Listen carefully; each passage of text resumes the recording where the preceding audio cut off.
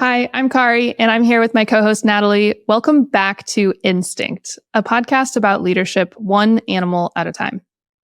This week, we're talking about squirrels, and we know what you're thinking. Squirrels, those common pests that make those weird squeaking noises.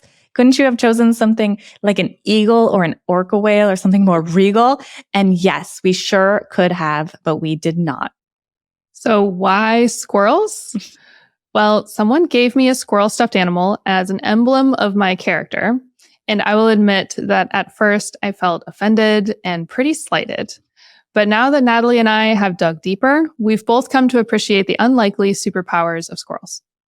So today we'll explore how squirrels are actually incredibly good long-term planners, and they're even good at risk allocation. I know a leader or two who could benefit from both of those skills, dare I say. After this episode, you might just leave wishing that someone had gifted you the squirrel as your animal icon as well. Enjoy. Here's the episode.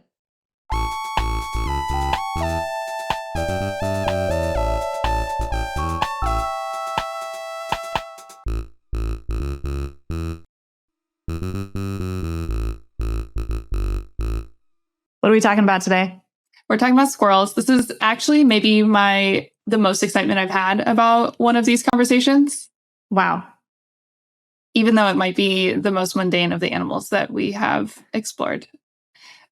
Well, we're going to have to, at some point, reach out to people who listen to this podcast and have them do a stack ranking of least to most mundane after having heard all of the animals so that we can get some expert opinions on this. Because I feel like there's a lot of judgment just in that statement of mundanity.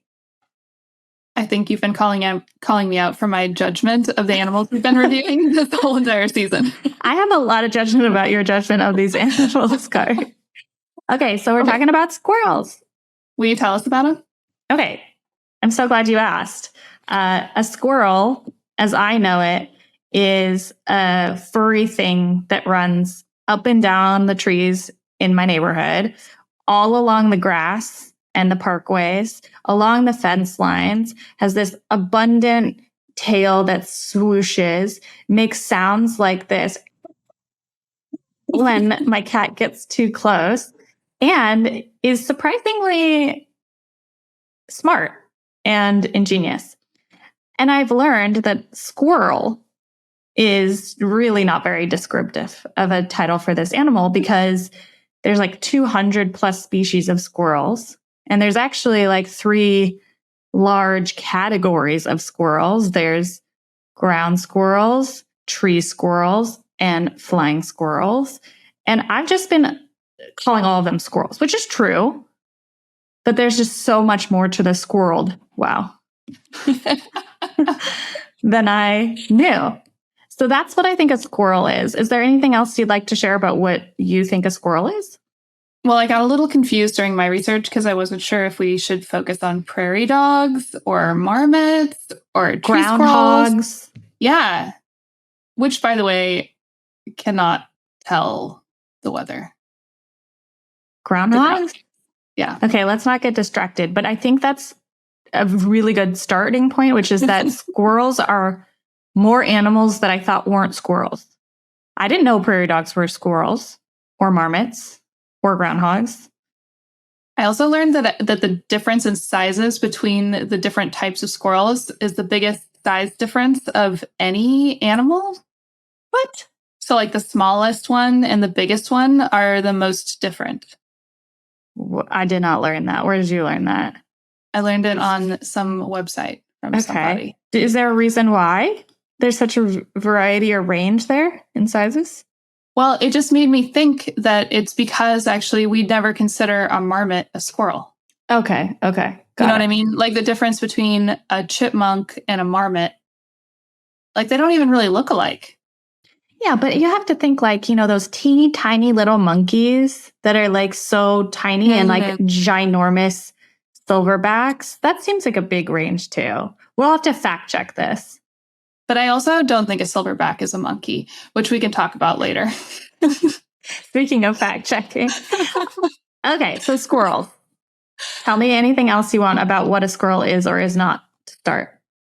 Well, I did my research on tree squirrels. Okay, good. Me too. Okay, good. Yeah, I'm really interested in them because they seem to be everywhere. And I'm kind of interested in, I mean, we're doing a podcast about leadership, right?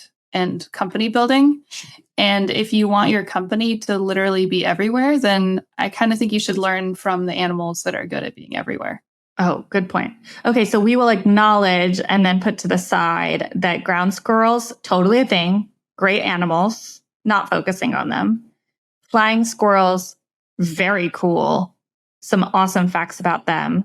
Have their own pretty smart mechanisms, I have to say. Also putting those aside for now. So we're going to really focus on the tree squirrel. That's my vote. All right, let's do it. So what did you learn about the tree squirrels, Kari, that you're so excited about? Well, I learned lots of fun things. Like they live in a ton of different places, which is pretty cool. I think it's also obvious because anyone who's traveled realizes that they see squirrels pretty much everywhere they go. But they're also kind of like invasive species, right? Which is maybe interesting from a leadership standpoint about like what's required to survive when you are an invasive species or innovating in a new place. Yeah, right. But they seem to be kind of super thrivers in terms of taking over spaces. So that's pretty interesting. Although I also heard that they actually weren't really that prevalent in cities until city parks were made a thing. Right. And then they came back. Right. That the presence of trees is helpful for providing nuts, which are the things that they eat. And then that also ends up, helping to grow new trees over time. So they also are not really super survivors if they don't have tall things to be in. Maybe why we call them tree squirrels. It's fair. What they're most adapted for. Fair. Okay, some things. There's like a bunch of stuff that I'm interested in, but there's maybe 3 things that I'm most interested in, and then 2 fun facts. Okay, where should we begin? So I want to talk about scatter hoarding. Mm-hmm. A, it's a great title for anything, and I'm going to use it all the time for my own life. B, I would like to talk about the use of rattlesnake parts in their defense mechanism. Great. I'm so curious about that one. I will wait with bated breath. And then I'd like to talk about the reason that I started thinking about squirrels to begin with, which is this idea of accidental seeding, which I think we could see is a fault of the squirrels, right? They lose track of around 25% of whatever nuts and seeds that they hide. But as you just mentioned, that is a kind of a cool byproduct of squirrels being in an area, is that trees grow. Where do you feel like you have the most energy to start? Well, I wanted to hear what you heard too, and then maybe we can do a mashup. Okay, that sounds very collaborative. I like your thinking there.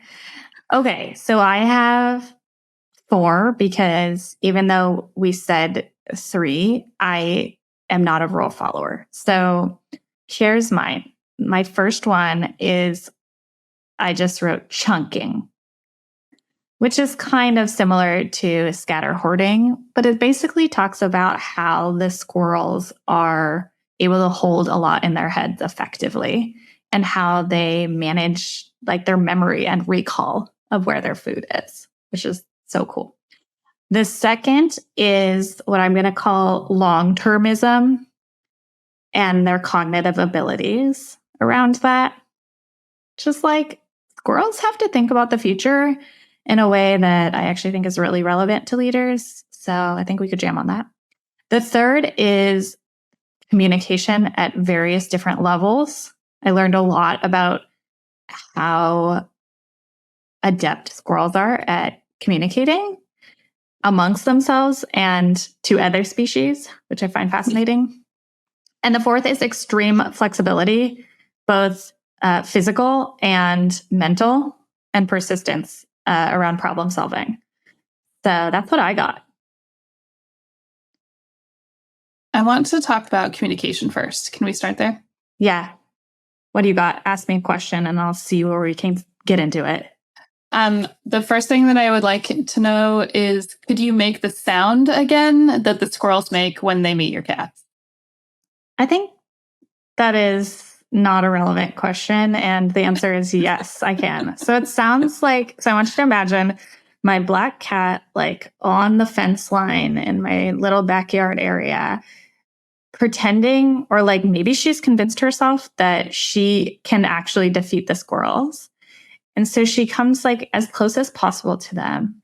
And then they stand like face to face, the squirrel and the cat, the squirrel with its tail like fully expressed up and staring at each other, eyes to eyes. And the squirrel makes this sound that is like, I'm pretty sure what it's saying is, how dare you beep, beep, beep, beep, even think you can beep, get close to me, back your beep. It's like, it's very clear. And it sounds like this in squirrel. It's like,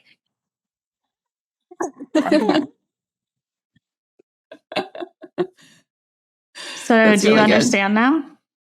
I don't yet speak squirrel, but I am really curious about where that noise that I heard you just make fits into the communication at all levels. Could you tell us about the all levels part of squirrel communication? Right. Okay. So my understanding is that there's been now a variety of studies done. I think often, so research often happens on university campuses, but I think because university campuses, many of them have like quads and like squirrels are abundant where there are like trees and some forest or woodland things. I think that I imagine these researchers are like, I need something to study today. And they like look out their window and there's just squirrels everywhere. So a lot of these research studies that I saw were about how squirrels use a variety of vocalizations and tail signals to basically communicate either with the other squirrels of their species or to threats in their environment. And they even have different calls. So like I just made the cat predator call, according to me, that a squirrel might make in relation to a cat, but it would have a different call that's kind of like an alarm signal if there's like a hawk above or if there's like a coyote on the ground. And part of what ground squirrels and tree squirrels are doing, in my understanding, is like figuring out, well, one, they're like alerting each other. There's predator, which I think is kind of interesting because many squirrels are actually solitary, especially the tree squirrels. They're alerting about predators, but then they're also making decisions or helping each other make decisions about like, if there's a predator on the ground, it's better to now climb a tree, right? And even though ground squirrels are ground squirrels, they can go up trees, and tree squirrels are tree squirrels, but they can go on the ground. So they're like signaling through their vocalization that what strategy essentially they need to take in order to get to safety. So I think that's one type of like communicating at different levels. The other type that I thought was really cool that I read about, I think it was at a Stanford study, was talking about how the intensity of the vocalization or like the tail movement mirrors the intensity of the threat. So like if my cat is even closer, then the intensity of the vocalization would be even like faster or louder, versus if she were further away, maybe the squirrel would be like warning, but like not emergency, like back up. And I think that's another sort of vector of communicating at all levels. It's like not just the what, but the like how much, that I think is pretty cool. Did you find anything on squirrels communicating with one another outside of alerting for a threat? I'm thinking about like the mating call world, or I would often imagine that squirrels are chit-chatting with each other because they kind of sit there and like do stuff like that. And I wonder if they're talking to each other. Did you find anything about that? I didn't. And so I'm sure there's stuff out there, but nothing that I immediately came across. And I do think that squirrels are, especially it sounds like the tree squirrels are pretty territorial with other tree squirrels, particularly around like their den and their nest areas, which are like up in the trees. And so I don't know what they're saying, but I'm just going to like imagine that it's kind of like humans where like some of us are friends with each other and some of us are not. And then like both are probably possible in squirrel land, but I just made that up. What's fascinating to me is that I believe that prairie dogs and marmots are quite social and communicate a lot and also live in dens together more. Like dogs or foxes or something like that. Yeah, Right. in big colonies, I think, or towns, or I can't exactly remember the word for them, but there's definitely some groups of prairie dogs and groundhogs that live in like millions, and like with a population of millions around them. And my understanding with the communication bit was that, especially for those ground animals or ground squirrels, that communication is even more important as like an alarm system for like the collective. Yeah. Yeah. And I'm just interested in how solitary, I don't know. I was thinking about, I think the manatees had the same sort of thing. They're sort of solitary, but they come together for warmth. I think tree squirrels are the same way. Mm-hmm. Yeah. And flying squirrels too, like especially around the cold, I think. Mm-hmm. Yeah. It's like they're only collaborative if needed, but they're actually mostly alone. Yeah. So what do you think about this communication at all levels thing? And like, what is it? What do we have to learn from that before we go on to the next one? Well, my mind immediately went to the frequency or intensity of communication. Feels super important. Oftentimes, in fact, just this morning, I was talking with a client who has a startup that I'm working with that has some kind of stuff going on that's pretty important and urgent. But there's a little bit of a you cried wolf going on because there's always so much urgency communicated. And I wondered if we were a little bit more conscious of the intensity of our communication around threats, if it would help activate the people around us in the same way that the squirrels do. Mm-hmm. Mm-hmm. Right. That's like communication as a tool for activating or changing something versus communication as a tool for like inspiring or like just informing or deciding or telling a story, which may activate in a different way. But like the sort of threat kind of activation feels different in squirrel communication. Even that there's a different message for a cat versus another squirrel versus a crow. I don't know what the other things might be, right? But that feels important, that the quality of communication is different depending on the threat, but also that the intensity is different depending on how close it is or where it is. And I think sometimes when I'm guilty of this too. When everything feels like it's on fire, then there's just like one kind of alarm. Right. Right. And that's often the experience I think folks in startups have, is that things are always on fire. True. When I first kind of highlighted this takeaway around squirrels for myself, I was thinking about it less from like an alarm or urgency or like everything's on fire standpoint, though that's totally real.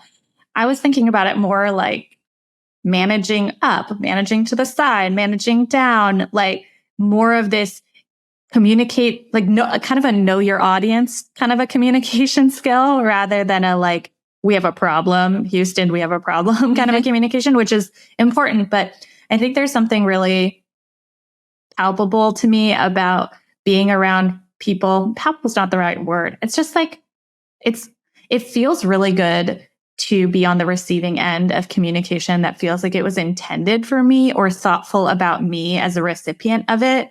Someone once told me that like managing up or managing across or like writing a good executive summary, for example, is actually an act of empathy for the other person. When we often think about it as like we have to sort of put on a mask of like, what does this executive care about? Or like, what does my co-founder care about?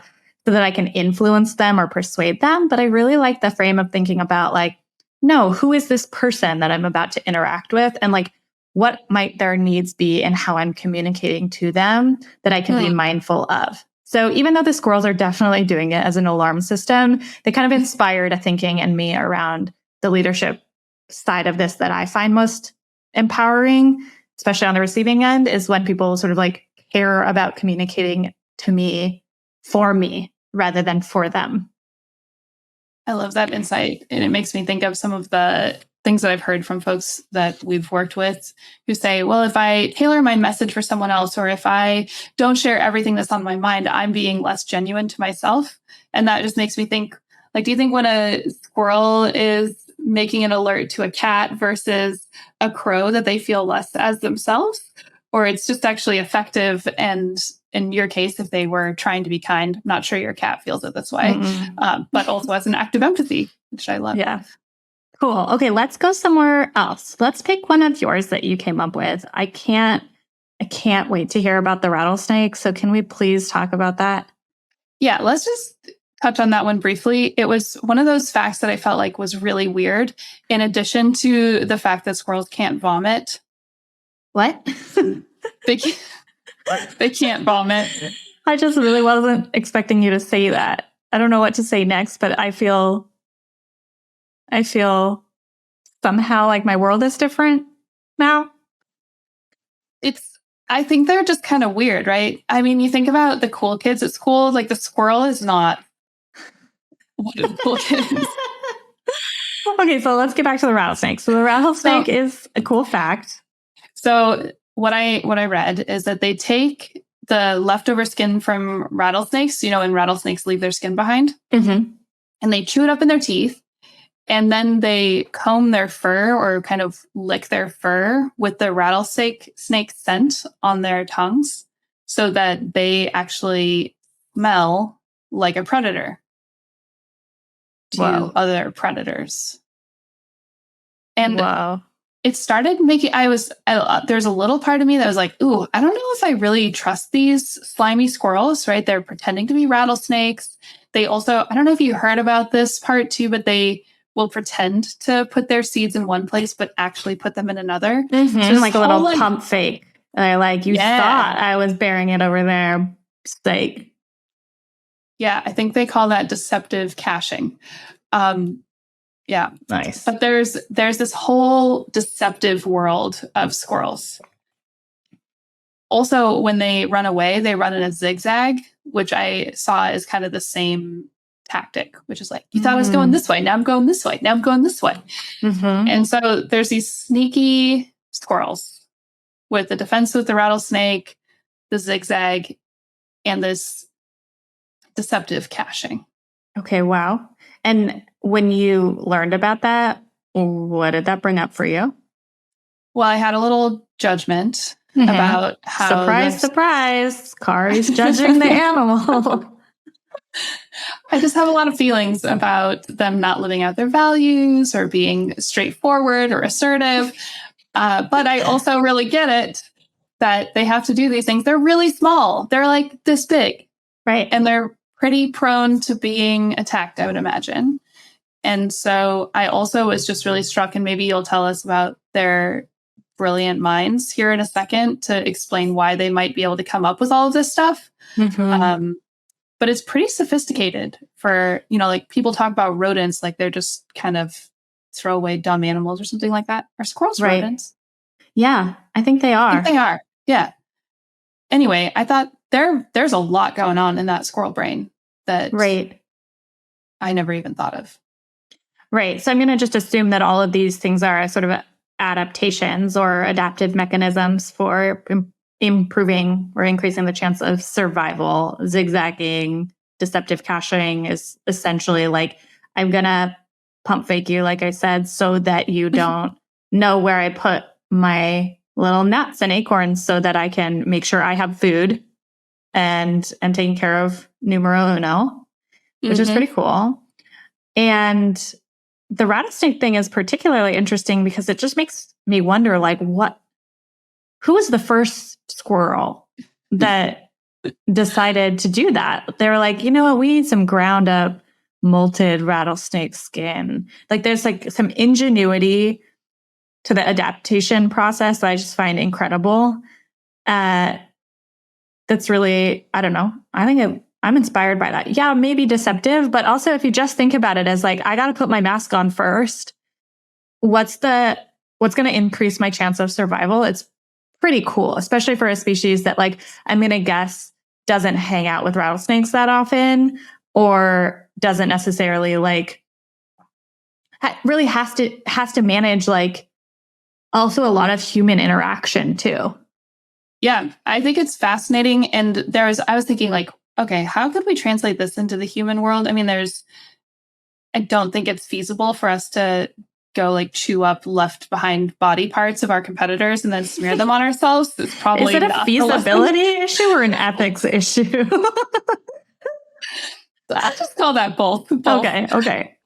But it is really interesting as a reaction to fear. Like a rattlesnake, I would imagine, is actually pretty scary to a squirrel.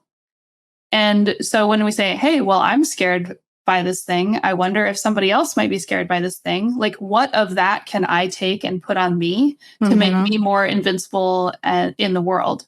And I just thought about what would that unlock for us if we started to see those people or companies that intimidate us or threaten us as inspiration for what we could take from them and dawn on ourselves to help us be stronger in whatever we meet next. That's a really beautiful flip from deceptive to resourcefulness so quickly. Yeah, it just makes me also wonder how much we don't know yet about what these squirrels are doing, like when we're not looking. Right? Like for every rattlesnake skin, there's probably like 5 other really cool adaptive things that are going on with it that we just don't even know anything about yet, which is pretty cool. Yeah, totally. Okay, take us to where you want to go next, Kari. So I wanted to talk about long-termism because I am interested that you brought it up and I want to know what you learned. And then I want to see if we can plug it back into this scatter hoarding thing because I think they might be related somehow.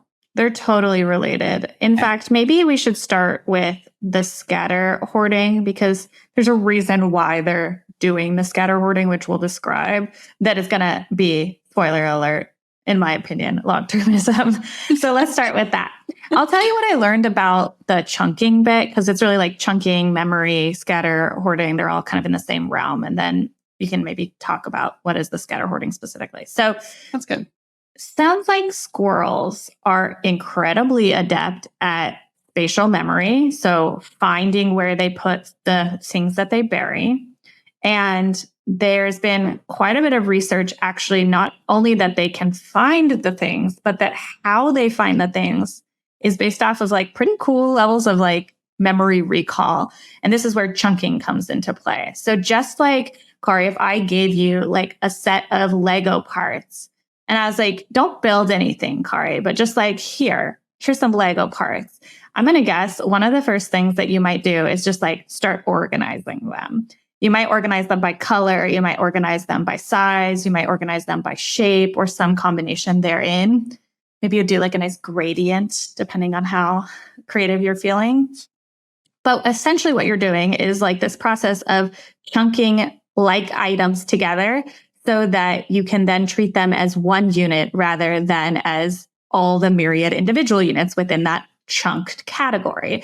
And it turns out that squirrels are doing the same thing with their foods. And so even though they'll eat basically a lot of things to survive. But when you give them a bunch of different types of nuts or other things that they store away, I guess, but let's just call them nuts, they will separate them into like groups based off of like how delicious they are, how valuable they are, what size they are. And then when they actually go and bury them or store them somewhere, they keep things of the like group in the same place. So it helps them to kind of like remember where like items are, which is something I should be doing with my laundry. And I still haven't figured out how to do. So kudos to the squirrels. Okay, so that's chunking. Tell us about the scatter hoarding.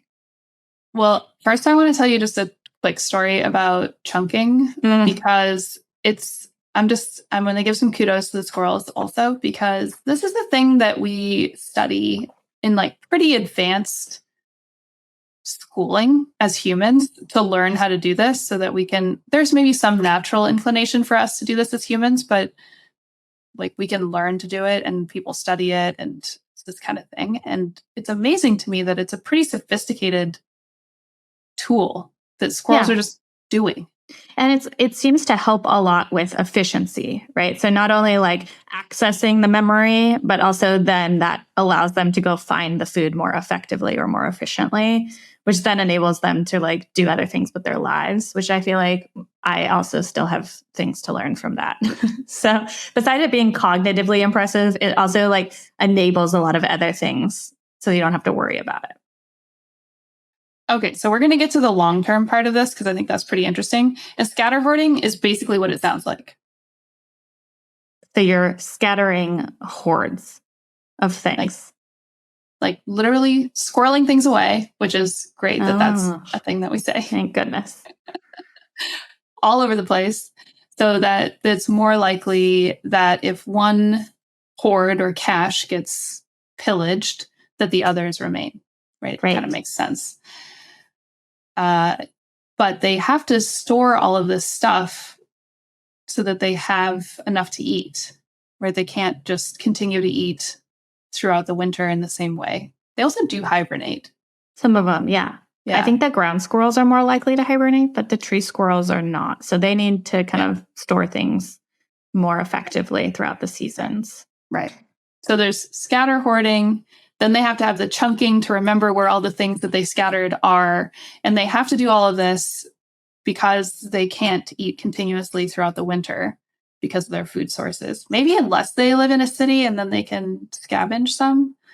But yeah, it's definitely, I think that they will eat other things besides, acorns, nuts, and things like that. But they would, I think, choose, there's like a preference in the same way that like humans can eat multiple things, but some of us like some things more than others.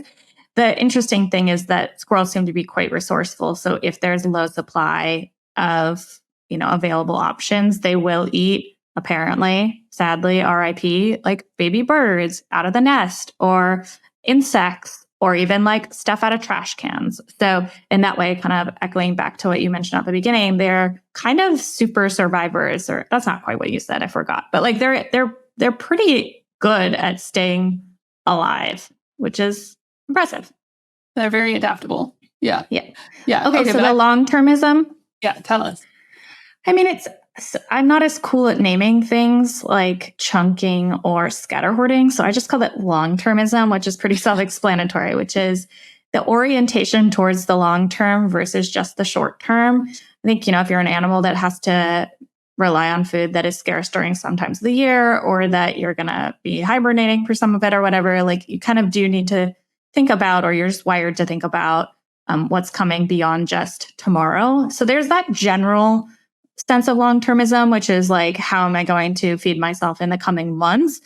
But there's like another layer that I just think is so cool. So I'm going to look back over here at my notes so I don't get this wrong. But there is a study done at the University of Exeter that I thought was so cool. It's about problem solving in long-termism rather than just survival and long-termism. So in this study, they basically gave a bunch of squirrels a task that enabled them to get some food out of some device. And they had allowed the squirrels to like learn this task at some point in time. It took them a while. They timed them, like how long does it take for Joe, the squirrel, to like get the acorn?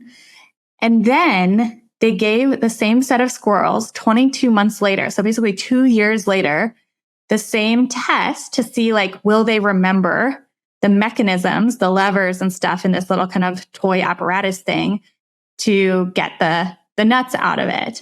And not only did the squirrels all solve the puzzle, so to speak, in the same amount of time that was their most efficient time 2 years earlier, and they knew like how to go about solving it, they then improved it with more practice over time, their times, so they could recall it. And then, this is the crazy part to me, then they had them try to solve a new puzzle some period of time later that required essentially like an adaptation of the skills of the first puzzle, but they have to kind of like treat it novelly. Like there's going to be new tasks for them to do. So they couldn't just directly know how to do it. It wasn't as easy, essentially.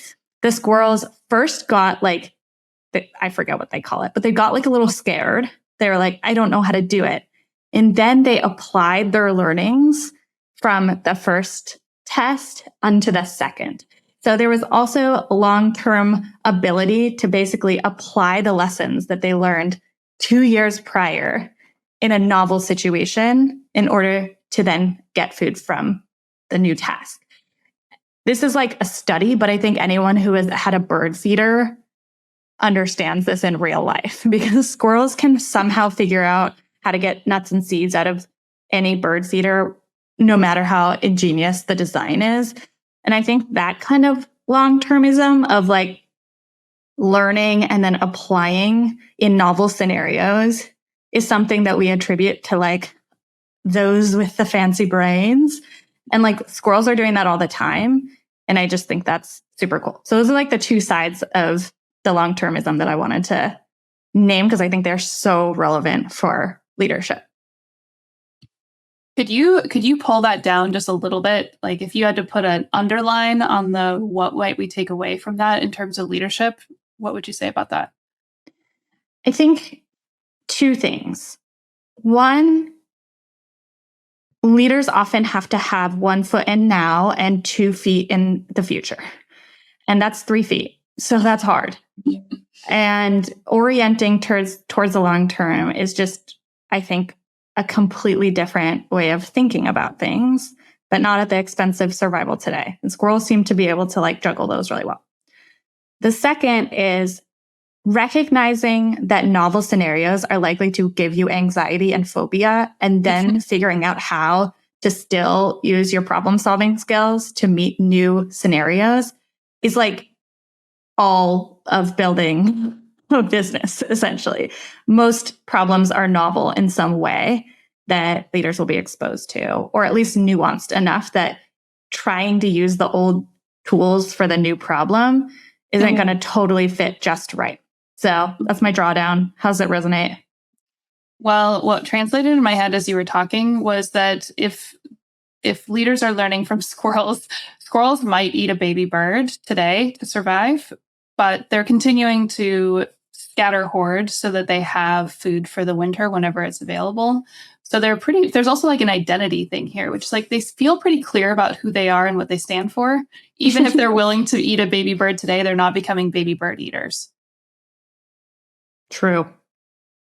And it seems like that kind of learning and planning for the future, even though they're pretty scrappy and adaptable, and maybe we need to get into this extreme flexibility and persistence that you brought up. Yeah. Like they're everywhere. I mean, they're viral animals. They're everywhere. I think the other thing you're reminding me of that's kind of, in the realm of long-termism, cognitive skills, and also this flexibility and persistence category I was mentioning is like, they seem to be quite adept at managing risk, right? So like the deceptive caching, that's like kind of a rude orientation. They're not being deceptive. Perhaps they're actually being risk management, doing risk management. And the risk is like someone else is going to steal my food, and that's not cool. Or like this hoard of food is going to get destroyed entirely. So I need to allocate my portfolio of food accordingly. And I think that risk management, like I've never thought of squirrels as being like particularly skilled at that, but it seems like they're doing that pretty well. And like you said, they're everywhere. And so if 25% of the time they can't find the food that they, buried before, that's still like a pretty good risk portfolio bet, right? It's about like 75-25. That's like, stock bonds for a 30-year-old is like pretty solid. So I think I was impressed by that too. Yeah, I was shocked that they only lose. And there are some things that I read that said that they lose as little as 15 or 20%. So I just thought that's really, I lose my keys 15 to 20% of the time. And that's like one thing to keep track of. Yeah, and no tree grows from them either if you lose them. Totally. Okay, should we go to the flexibility thing? I don't have too much to say on this, but I just want to drop some fun facts that I think are awesome. And you've got 2 fun facts too that I've cached away as well. Okay, so extreme flexibility, persistence. Besides all the task stuff that I mentioned around like solving these puzzles in order to get the nuts, I think, and you said it so beautifully, squirrels know who they are. I would phrase this as squirrels seem to know exactly what they're capable of without a lot of doubt. So they can make the leap of like 100 feet in the air and land safely, like with no, like, yeah. And so what? And I think that is such a good leadership skill, is knowing what you are capable of and being able to take the leaps that you are pretty confident that you're going to land on your feet around without arrogance. And it's also just incredible. Like, I think there's a way in which the leaders that I most respect seem to be able to do these kind of wild feats that I look at and I'm like, how did you just do that? But it sort of feels second nature to them. So I think that's really cool. Flexibility of just going after what you can handle. I also think, okay, last little bit on this one. Do you know that their teeth never stop growing? I did know that. Okay, so this is a bit of a stretch, but when I wrote down that note, I wrote, teeth never stop growing, question mark. They grow at the rate they need to effectively survive. And so essentially they're constantly growing, but they're also constantly being worn down by the things that they're eating. So it doesn't look like they're growing excessively through their eyeballs or whatever. But for leaders, I think you do need to grow at the rate that is necessary in order to survive. And it can feel really like you're almost not growing enough in order to survive the stage of your organization is at. And so I feel like leaders could take a hint from squirrels around it should feel kind of uncomfortable how much you are growing a la squirrel teeth, but that you should trust that rate is just the right rate for you to be able to digest, so to speak. It makes me think of that thing that folks always say, which is that it's not that as you get better at leadership, you don't have problems. It's that you earn better problems. And I think sometimes with the people we work with and with myself, honestly, it feels like I'm not growing because I feel the same level of challenged all the time, just like the squirrel's teeth actually kind of stay the same length all the time. Right. But to remember that the growth is actually there, even if the way that you're meeting your environment continues to level you up. I love that. I've never thought about it that way. It's so cheesy, but also very sweet. Next time you come to a conversation with me and present a challenge that you're like, why is it always like this? I'm going to be like, oh, it's your squirrel teeth, Kari. I like that. Okay, but I did have sort of I don't know if it's a compliment to squirrels or not a compliment, but it also struck me as being related to the way that leadership happens. And you're talking about how they know themselves, they know that they can make these big leaps. So squirrels can live to be 3 to 5 years old-ish, but many of them die in the first year. I didn't know that. But the reasons that they die are not because they don't make the jump. I see where you're going. I see where you're going with this. It's almost always from external circumstances, like pollution, getting hit by cars, starving, that kind of stuff. Mm-hmm. Mm-hmm. What I just thought was interesting is I was going through the list of reasons that squirrels die early, and it's actually not because they have error in their own judgment. Interesting.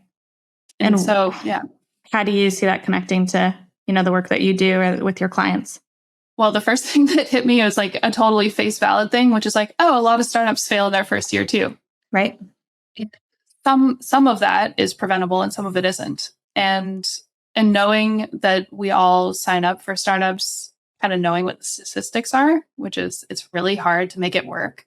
But there are some things that are in our control, like knowing how far we can jump or having an alert system with our buddies where there's this sort of volume and frequency and intensity that tells us what's about to happen so we can make the correct adaptation. Or continuing to grow our squirrel teeth so that we're prepared for every challenge, right? There are all sorts of things that we can do. And then it might happen that we get run over by a truck or we starve because someone moved the garbage can or, something like that happens. But at least there's all sorts of stuff in squirrel world that is totally in control and can be planned for. How does that shift kind of how you think about your own business, which is, lived more than a year? More than 3 years, how does that shift things for you, if at all?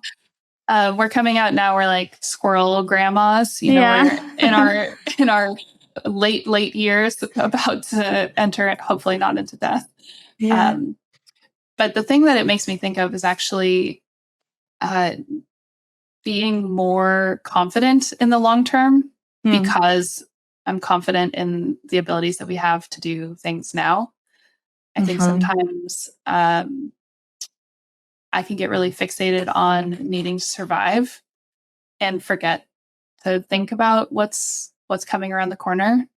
Yeah. And part of that, actually, I think is just confidence. And I'm controlling what I can control, and I know my abilities, and leaning into those and somehow accepting the risks of the things outside of that, maybe changing the reality. Yeah.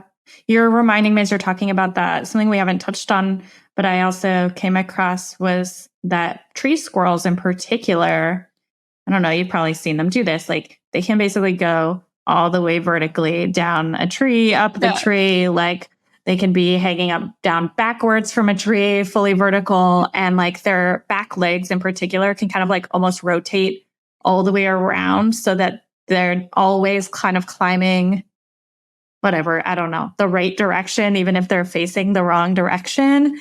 And there's something in what you said that reminded me of the sort of like your confidence kind of is like a more fully expressed rotation of the foot that enables you to like kind of crawl up and crawl down and sort of know where you are in space a little bit more effectively. But that there's something also kind of like, at least as a human, uncomfortable about imagining that it is like, it is a stretch, right? It's not easeful to think about it like that. Yeah. And I mean, another thing about squirrels' flexibility is, and we already talked about this, but just to like really bring it down to practical things, is that they really do focus, right? They plan for the long term. They're really into nuts and seeds. They have a strategy. They do it basically the same way every time. They developed like this super sophisticated way of finding things. They also sometimes steal other people's things or other squirrels' things because the squirrels steal theirs. It's like a not for tradesy sort of thing. But they also can be really flexible and adaptable. They literally can eat anything, baby birds, bugs, trash, eggs, whatever it is that's there. And so they can hold both the flexibility, but the focus somehow simultaneously. That feels super important. Shout out to the squirrels. Okay. What else is missing that you feel important? Is important to share? Any of your fun facts need to be put on the table? I mean, I think I shared all of them. Okay. You took one of mine, which is that their teeth always grow. I'm so sorry. And they can't vomit. Honestly, I don't know if it's that fun, but I learned about it because I was thinking about if they're eating trash and all of this stuff, like, do they ever get sick? Mm-hmm. And honestly, I think that not being able to vomit is sometimes a downfall because they can't get the stuff out that shouldn't have gone in. I don't know how to somehow extend that to human leadership, so we're probably just going to have to leave that one right where it is. Actually, it's don't eat trash. Don't eat trash. Oh, there you go. Don't put stuff in that can't come out.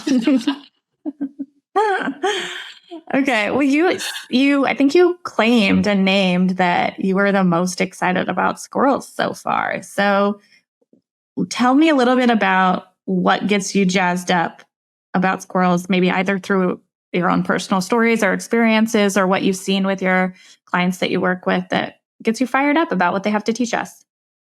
It's a super personal thing. It doesn't have anything to do with clients.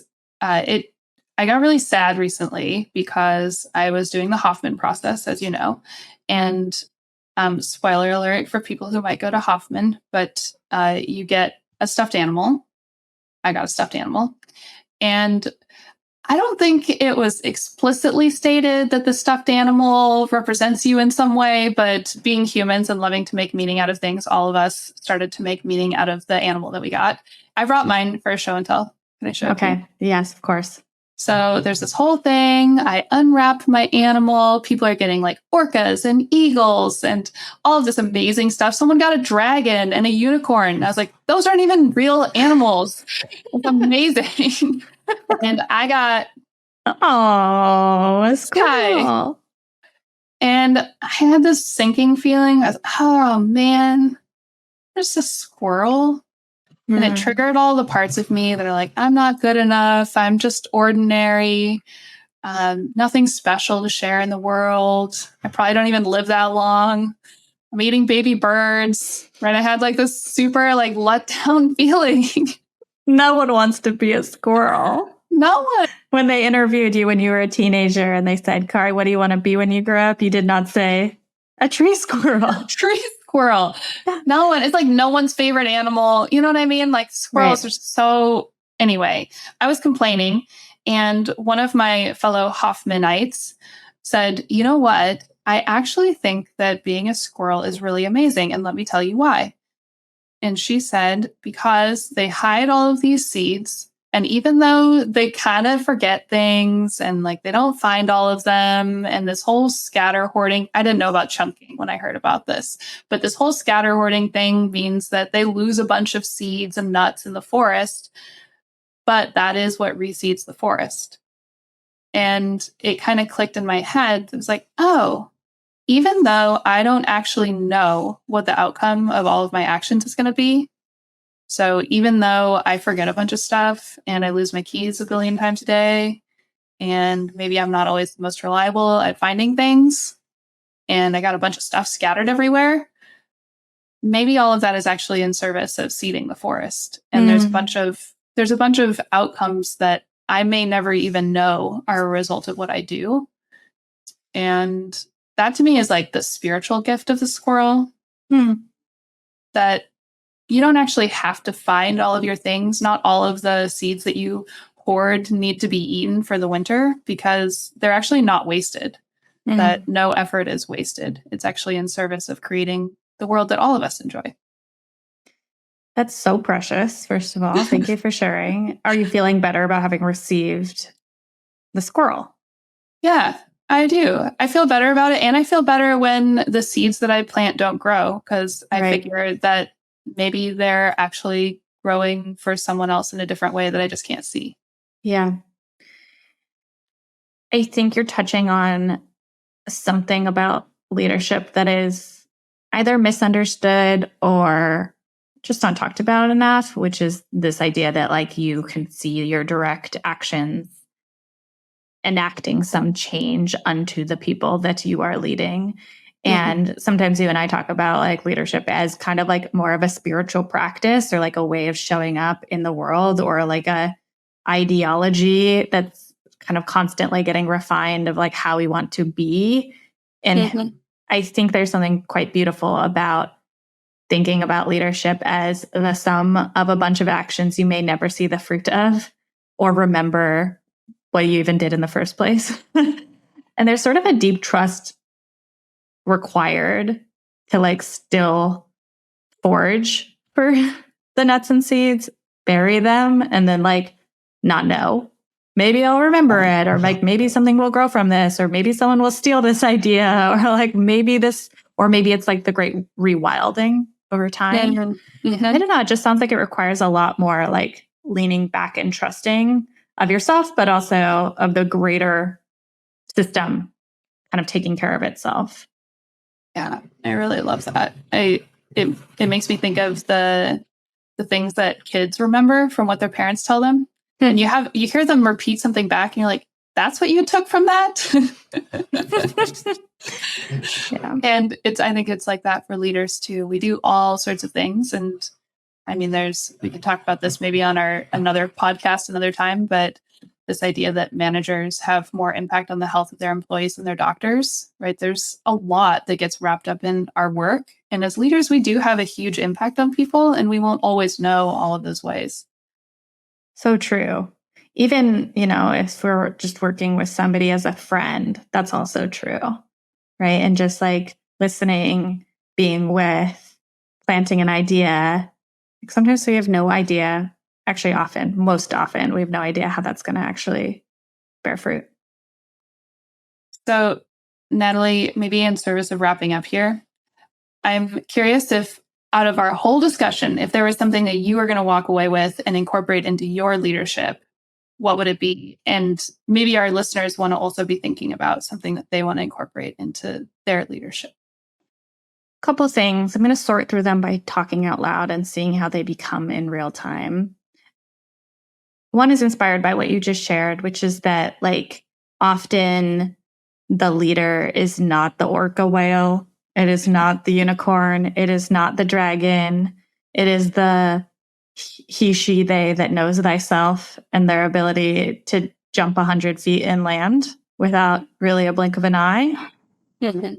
And that often we don't pay much respect to the people who just know who they are and having that as a signal or a symbol of leader rather than title, stature, physical prowess, you name it.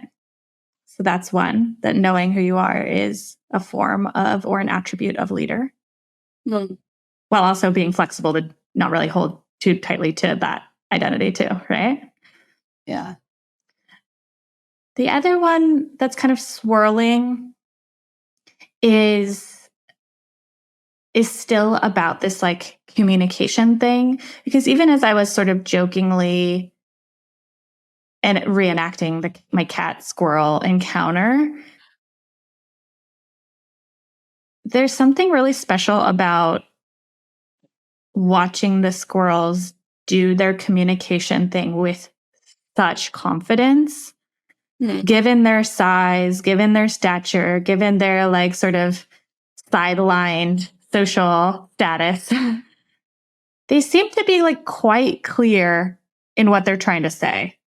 And maybe that's related to the first point, the sort of know thyself bit. But like when I say something that feels clear, aligned, true, it's really simple. Mm-hmm. And I want to continually be refining that as part of my leadership is how can I communicate the thing that is true, clearly, simply, and just state it. Mm-hmm. Without a bunch of like, and well, let me describe, and oh, if you, and by the way, caveat A, B, and C, and no problem if, squirrels do not care about the caveating. So that's my second one, maybe for today, is like to hold the communication with clarity and confidence and end the sentence with a period. Period. All right. Are we done there, Kari, or you want to name your takeaways? I do have, well, my first one is that I think I'm going to stop vomiting ever. Great. Love that for you. Yeah. Vomiting as a leadership practice is we've had too many decades of that. I'm going to try not to vomit in any of my one-to-ones. Perfect. The second thing that I think I'm taking away is, I think it's related to what you said, but I'm going to call it self-trust for squirrels, which is that they know themselves, right? So they're trusting in themselves, but they're also trusting in the process. I just imagine like if squirrels are going to all of the places that they've scatter hoarded and constantly checking and micromanaging the system, that they're actually going to waste all their energy just running around all the time. Right. And knowing that there's going to be some things that don't work for them, but that's in service of something else. And so I'm taking the squirrely self-trust with me. I love that. Plant your seeds. Well, I guess bury them and remember them enough of the time. Yeah. And go back and get them when it's time, but leave them alone while they're being hidden. Oh, yay, squirrels. I love it. Okay, let's wrap it up here. Good luck, all you squirrely squirrelers. Thanks for joining this week's show. Thank you to everyone who helped make this season of Instinct possible. Our amazing Kickstarter funders, the team at Supermix who help make sure that this show sounds profesh, John Rothfelds for producing our theme music. If you want any more deets on us, the podcast, or past episodes, please visit us at instinctpodcast.com. There you can leave us a note or a review, or you can tell us that we totally messed something up, or maybe even more importantly, you can tell us if we missed something juicy about this week's animal that we should have touched on. We'd love to hear from you. If you like this episode, subscribe wherever you get your podcasts. And we'll see you next week.